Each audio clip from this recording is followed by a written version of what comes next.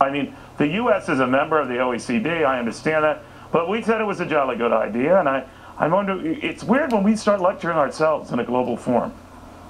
Well, you know, the socialist European Union is dragging Europe into depression, and that will affect America. I agree with Charlie's just said, I think, heading for severe recession, if not depression.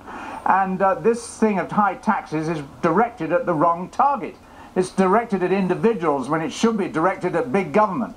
Big government is what costs a huge amount, raises taxes and stifles enterprise and freedom with regulations. We should be aiming to make Americans rich by offering lots of opportunities for many people to be millionaires and creating individual wealth, not the wealth of the government. Well, we have, as you know, John, fewer millionaires in this country. Asia's taking the lead with more millionaires.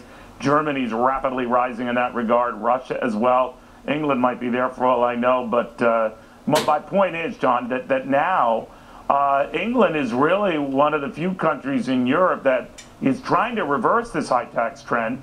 They cut a tax on the rich. It's still high, but at least it's not as high, so they're trying to go the other way. What do you think about this? Well, when I was a member of Parliament under Margaret Thatcher, we lowered the top rate of tax from 92% to 40% and saw an explosion of enterprise, risk-taking and success. How long did that take, John? How long did that take? Because Ronald Reagan, of course, did something similar, albeit by greater degree, in this country. And I remember when Maggie Thatcher's case, there were the riots and the disruptions, and everyone said, you got to go slow, Maggie, you're going too fast. And obviously history proved her right, but how long did that take? Well, I can't remember exactly. I'm getting too old. But for the first year, it was hell. Unemployment rose, a miners' strike.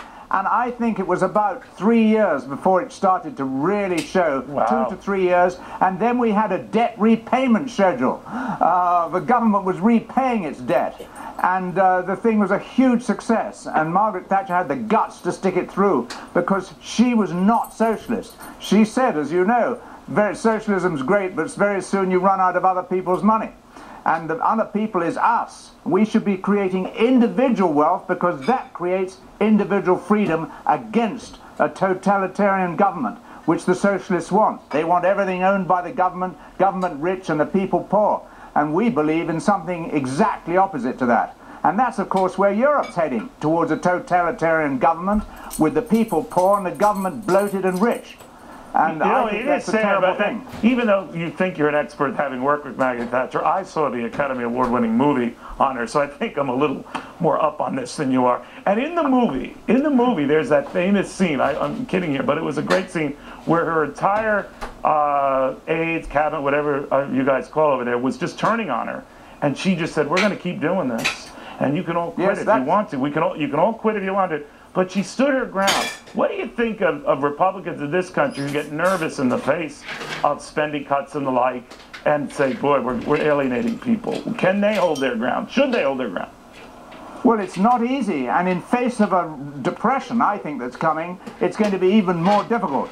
But it's the only hope. We have to hold the ground to things we know are fundamentally right. That money in the hands of individuals breeds freedom, and freedom breeds enterprise. When the money is in the hands of the government, it breeds subterfuge. Everybody's subject to the government and trodden down. And that breeds what happened in communist Russia, what's happening in socialist Europe now, and in, of course, communist China before they suddenly realized it. Even the communist Chinese realized that you've got to have individual wealth in the things. We haven't woken up to that yet, to the severity of it. In the end, John, think about this. Meryl Streep realized it. John Browne, it is always a pleasure, my friend. You're a class act. John Browne of Europe Pacific Capital, former parliamentarian. He was there in the Maggie Thatcher days, sort of. And this just in, the city of Stockton, California could be on the verge of financially checking out.